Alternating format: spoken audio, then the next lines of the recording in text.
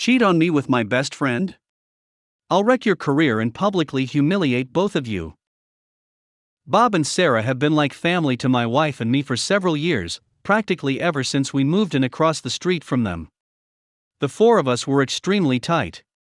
Our kids are the same age as theirs and are all good friends. We were one big family unit. We did dinner together a few times a week. We went on vacations together. I truly saw Bob as a brother, and my wife and Sarah were very close too. 5 months ago, I was completely blindsided by the discovery of an affair between my wife and Bob. My wife had left her email open on our computer, and I saw an email from her to her longtime therapist saying that Bob would be joining her at an upcoming session again. WTF? My mind started racing. Why in the world would Bob be going to her therapy sessions without my knowledge? I did a search and found some other emails to and from the therapist proving that Bob had been going to sessions together with her for about 6 weeks. I checked our mobile phone account and discovered that, since late summer, they had been exchanging hundreds of texts every day, peaking at nearly 500/day by the holidays. Speaking of the holidays, my wife and I hosted both of our families, parents, siblings, etc., for both Thanksgiving and Christmas dinner, and Bob and Sarah joined us either for dinner or after dinner on both holidays. Text records showed that the entire time that they were at our house celebrating with our families, my wife and Bob were texting each other across the room. They were doing that pretty much every time the four of us hung out for months. And, all day every day just in general. But what bothers me the most is that they were doing it with Sarah and me right there. I confronted my wife with the evidence and she admitted that yes, she and Bob had fallen in love. It just happened. I don't know how. But I love him, and I just don't feel anything for you anymore, I'm sorry. They had gone on a school district trip together, something had happened in her hotel room, and things had moved quickly from there. She explained, as I lay face down on the couch, unable to look at her, that they had already made plans to move out and divorce me and Sarah, and while they didn't plan to move in together immediately because of the kids, they'd probably do so eventually. The meetings with the therapist were supposedly mostly for the purpose of finding a way to break this to me and Sarah as gently as possible because they were so very concerned for our well-being. Sarah and I are fairly certain that they weren't planning on telling us about the affair at all, and were simply going to discover their feelings for one another several months down the line after they'd come up with some other reason to divorce the two of us. My wife moved out 2 months ago. I was, and still am, utterly destroyed. I cry every day. I cried writing the first few paragraphs of this story just now. I worry nonstop about the impact on our kids. But I am also not exactly a shrinking violet when I feel that I've been wronged. And in this case, I was, objectively, very, very wrong. So, a couple of years ago, Bob ran for a Board of Education seat as a pretty extreme underdog. I helped him with his campaign materials and debate prep, and my wife, a well-known school district employee, this becomes important later, got the word out as best she could. Much to our surprise, he actually won in a squeaker by just a few dozen votes. Being on the board became the center of Bob's world. He joined every committee that he could. This turned into the foundation of his affair with my wife, as they were constantly going to school events and meetings together on evenings and weekends. Once I discovered the affair, my thoughts turned pretty quickly to revenge, and it occurred to me that an extramarital affair between a member of the Board of Education and an employee of the school district was at least bad politics and possibly violated district policy. Making things far worse for them was that my wife was in the running for an open administrative position, and everyone knew that she was more or less guaranteed the job and the major pay raise that came with it. She had just finished her master's degree in school administration, at the urging of her principal and the superintendent, so that she could be promoted to this specific position. I had plenty of evidence of the affair, texts from both of them admitting to it, text records showing that they were texting hundreds of times a day, emails to and from the therapist, etc. I considered simply emailing all of the evidence to the board and the superintendent, but felt like I, as the grieving, betrayed spouse, might not be seen as a credible source. So instead, I invented a fictitious furious friend who was planning on showing up to the next board meeting and publicly shaming the two of them for their affair. I told my wife that I'd tried to talk this person down, but couldn't guarantee that they wouldn't show up and humiliate them publicly. As I expected, this led Bob to conclude that the only option was for him to preemptively admit the affair to the board. The superintendent subsequently recommended that Bob resign, which he did. Sarah said that he was utterly humiliated and crushed, and barely got out of bed for a few days afterward. Once word of the affair and Bob's resignation started getting around, the superintendent, a longtime friend of both my wife and Bob, contacted my wife and tearfully informed her that it was no longer politically appropriate for her to be promoted to an administrative position within the district. The position that had been lined up for her was later filled by an outside candidate. This sent waves of confusion and rumor throughout the district, as it was pretty well known that my wife was getting the job. The day after she was informed that she wasn't getting the promotion, my wife and I, despite our crumbling marriage, took our son out to breakfast together on his birthday, and a parent stopped by our table to congratulate her on her new role. She said thanks, then excused herself to go cry in the bathroom for a while. I let the dust settle for a couple of weeks and then, right before my wife moved out, let them in on my little secret. There was never a furious friend threatening to expose them in the first place. Just me. Word of all of this has gotten around our fairly small town, which Bob grew up in and my wife has worked in for nearly 20 years. My wife refuses to talk to me about how things are at work now, but I've heard from some people I know in the district that her formerly spotless reputation has taken a major hit. Bob, formerly a gregarious social presence in our neighborhood and at events and pubs in town, has completely gone underground and barely emerges to mow his lawn. He's moving out soon, to a crappy little townhouse, which is all he can afford due to all the child support he's going to have to pay his wife. My wife and Bob claim that they plan on trying to make things work together, despite all the public humiliation. I wish them lots of luck with that. I'm sure it will be a lot of fun to show their faces together in town. Answers to some common questions in the comments. Are you and Sarah a thing now? You should totally be a thing, that would be awesome. No. We're friends.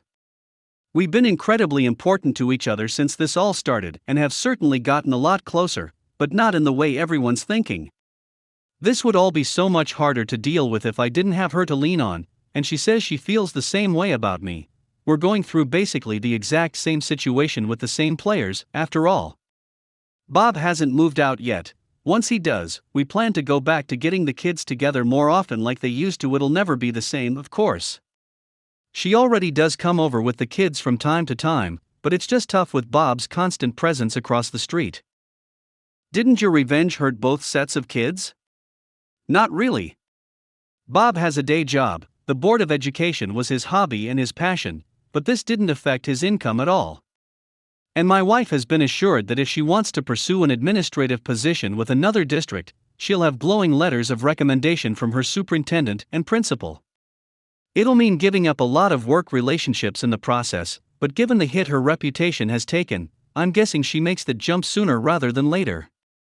In the meantime, not moving to an administrative job means that she still has summers off with the kids. Why do you call her your wife instead of your former wife? We're working our way through divorce mediation, but it isn't final yet. Will be soon. Why didn't you notice all of the texting your wife was doing? Well, I did. It was really starting to piss me off. It was excessive. She has a big social circle and does tend to text a lot anyway, but it was really getting over the top, to the point where she was completely ignoring me and the kids. At one point in November I asked her to agree to a no phones at the dinner table rule, which she agreed to reluctantly, but then would pout through dinner, and eventually she just started using her phone during dinner again. All that said, I was blind. Not only was the texting getting weird, but her relationship with Bob was starting to make me uncomfortable.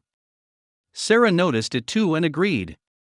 We confronted them a couple of times about it directly, and they both swore up and down that it was just school stuff that they were talking about, there was nothing else going on. And for whatever reason, we believed them, probably because the mind tends to refuse to see things that it doesn't want to see. Thanks, by the way, for all of the support in the comments. I couldn't reply to everyone, but I did read them all, and I appreciate them, even the brutally honest feedback from people who feel that I did the wrong thing. Posting this and reading all of the responses introduced me to perspectives I hadn't considered about all of this, and reminded me most of all that the anguish I'm dealing with is pretty normal given the situation I'm going through. I had a pretty okay Memorial Day weekend, even though I missed my wife and thought a lot about the things we'd probably be doing as a family. I'm taking my kids camping next weekend, and having something like that to look forward to and plan has me feeling pretty good today.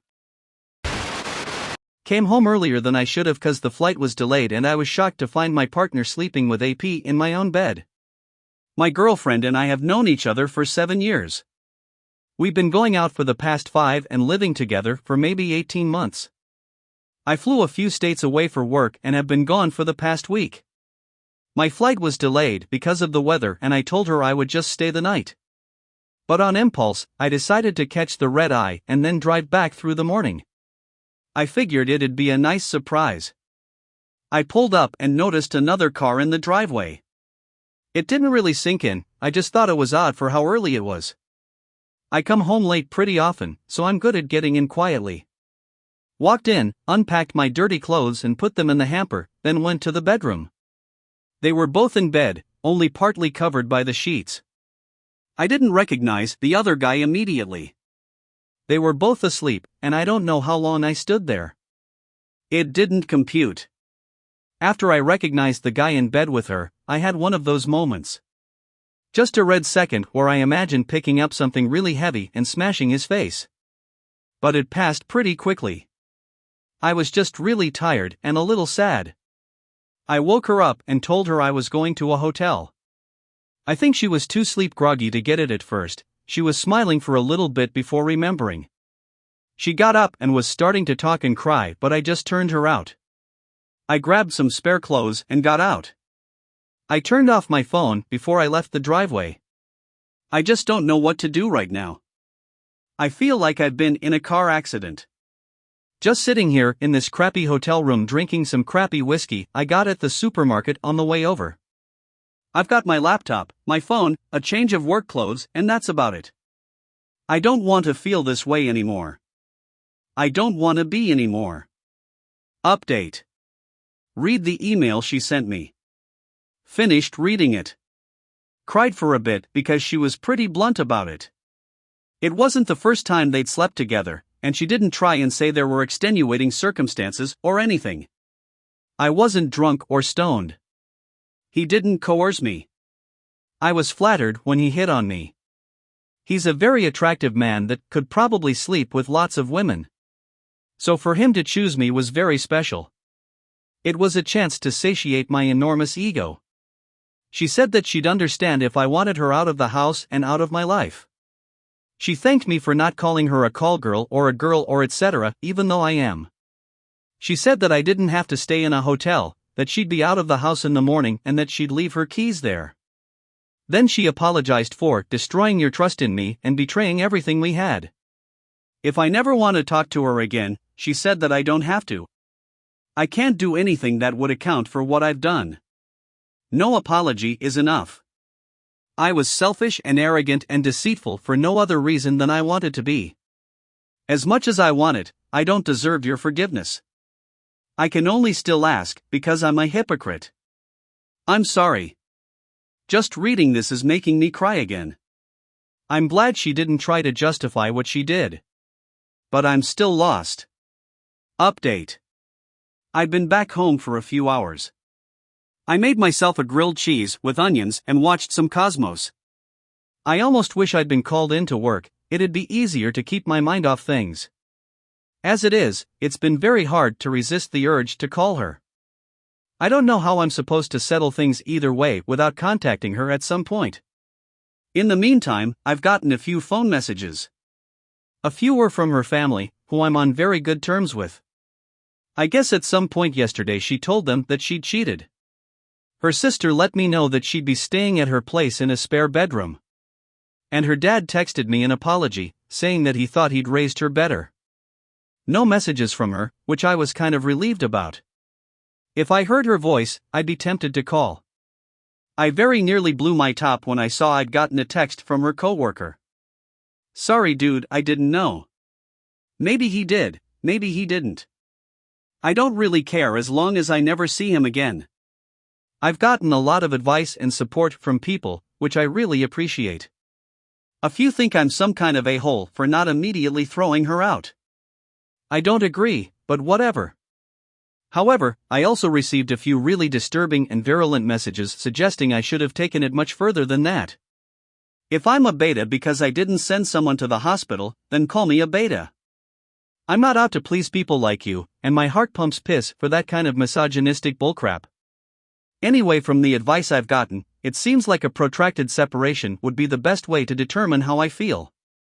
I don't regret the last 5 years, even given what's happened. But I need some perspective, and I'm not the type to rush into anything. So I won't be tossing all of her belongings in the trash. What I could use some help with is figuring out the time frame. How long should I wait? There has to be a discussion at some point. Edit. Puked and stopped drinking. So I guess I'm doing better than I was an hour ago. Part of me wants to just pass out and go offline for a while. But I have to keep online a while longer for work. If we get a call from the vendor our client is dealing with, I'm the guy that'll get tapped to go on site. Theoretically, I should have the next couple days off, but no guarantees. I'm not trying to make excuses for her. Or for me. Well, crap. I did get a message, but not from work. I guess she knew I'd still be checking my work email. I don't know if I should just delete it, or if I should read it or ignore it. If I'm contemplating the end of our relationship, should I see what she has to say for herself? I know I can't respond to her tonight. But should I read this? Update. Our accounts are all separate, which was her idea. The apartment is in my name, I've been living there a while. She basically pays rent. I can't even begin to think how I could do some of this though. She isn't just my girlfriend, she's my best friend, probably my biggest advocate and fan. She's the one who pushed me to go for the career I'm in now. Helped me study in school, helped me with applications. I'm more informed because of her, more rounded. We're like family. Then why did she cheat on you? I don't know.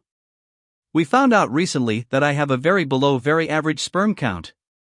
Not sterile, but worrisome. She was more upset about it than I was, even though I probably like the idea of kids more. I know that is not an excuse. But otherwise I don't know of any other reasons. Update. I've taken some of the advice a lot of you good folks gave me and looked into a few projects to occupy myself with. Changing my living space seems to be a big theme, and rearranging just a few things in the apartment has already made me feel a little better. After talking to the landlord, I also went out and bought a few paint supplies.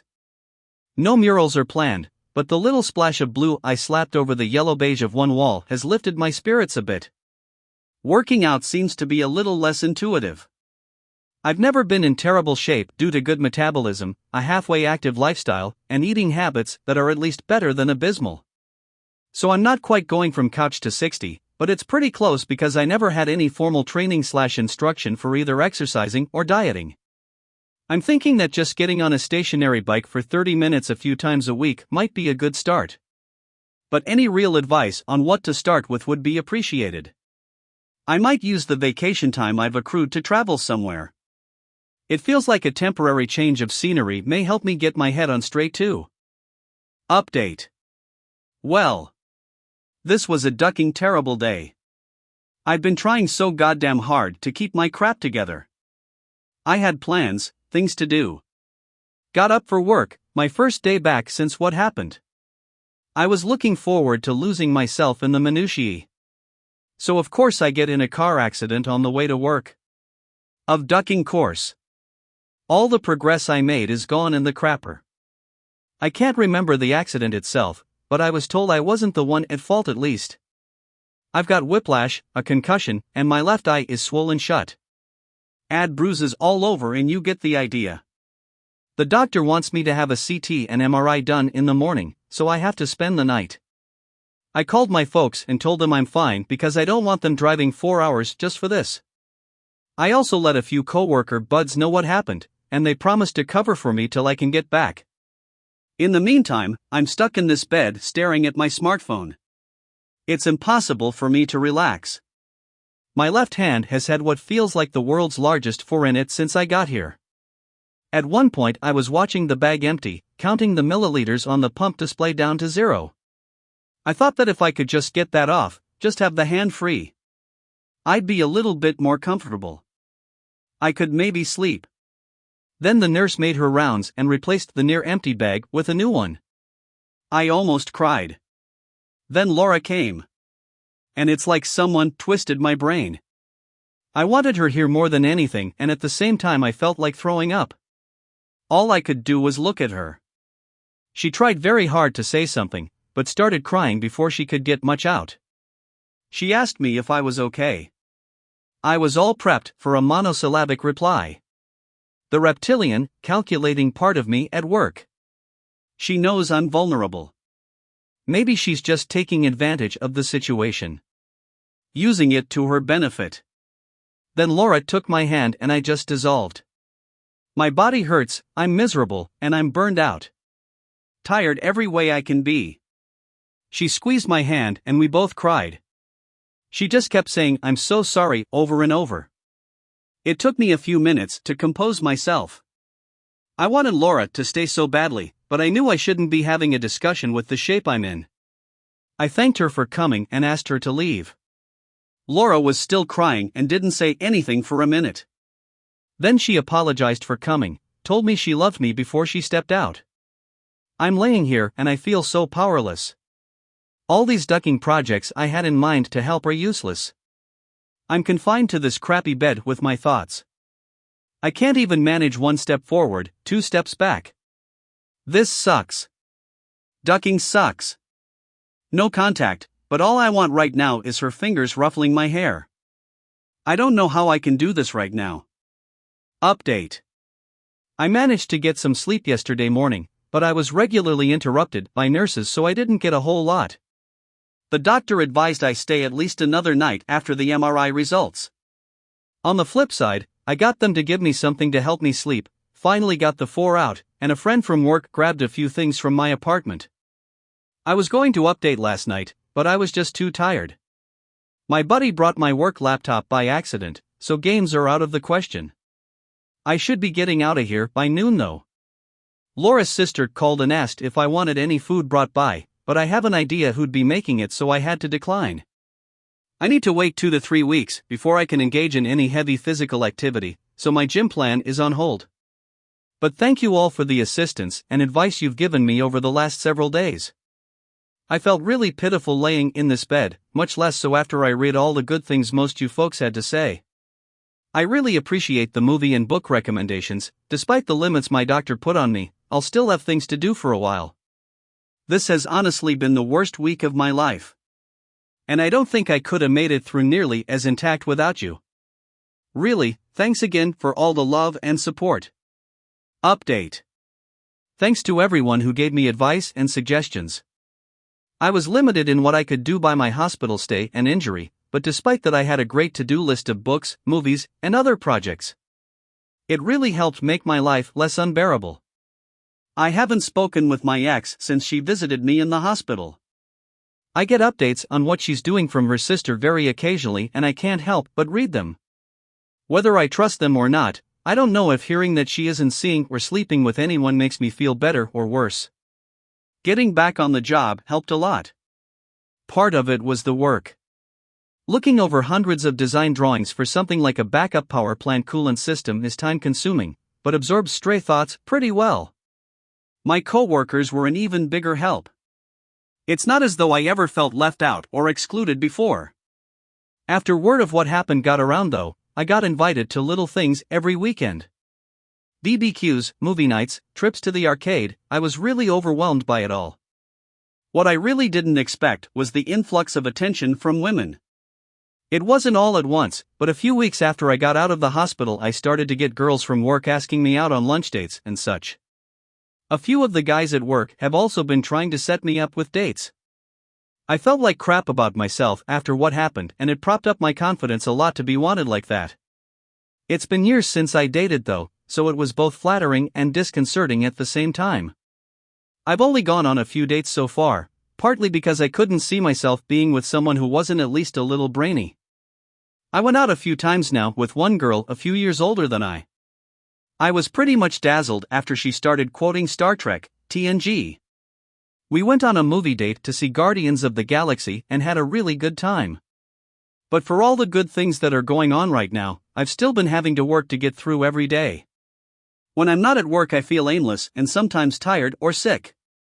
It's a struggle just to focus at times. Every date I've been on turns into an internal exercise in how much I can compare the date to my ex. Sometimes it seems like everything is on half mute. And it feels like the best part of my day is when I go to bed. For all the progress I've made, I still feel miserable. It doesn't help that part of my brain is always whispering how easy it would be to get back with my ex and start over. I don't know what else to do. Final update. To review, it's been over 6 months since I discovered my girlfriend's infidelity. I stopped seeing her shortly following that, and aside from a brief visit while I was in the hospital, I haven't seen her since. I'd say that physically at least, I'm back to firing on all cylinders. I was never really out of shape before, but based on the advice of a lot of people here, I took the opportunity to change my diet and exercise habits for the better. I've made some really nice gains to that effect, and, in most respects, I found I have a lot more energy than before. The only downside is that the cold weather affects me more now. I've been on nearly a dozen dates in the past several months.